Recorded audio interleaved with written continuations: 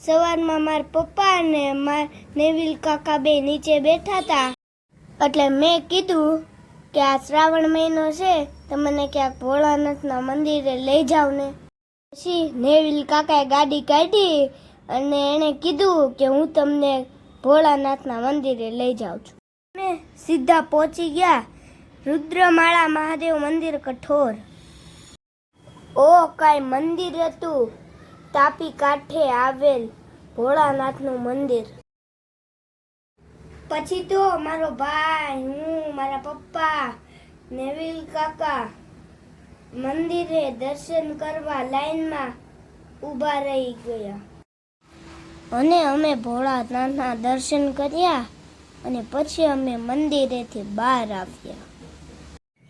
પછી કાંઈ નજારો હતો ભાઈ, મંદિરની બાજુમાં જ તે તાપી મૈયા, કાંઈ ન ઘટે.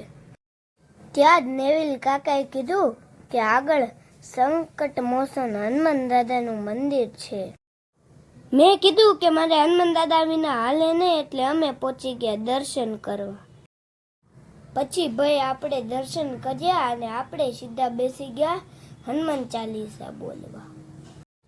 પછી મેં હનુમાન દાદાને કીધું, જય હનુમાન દાદા મારી હારે રહેજો.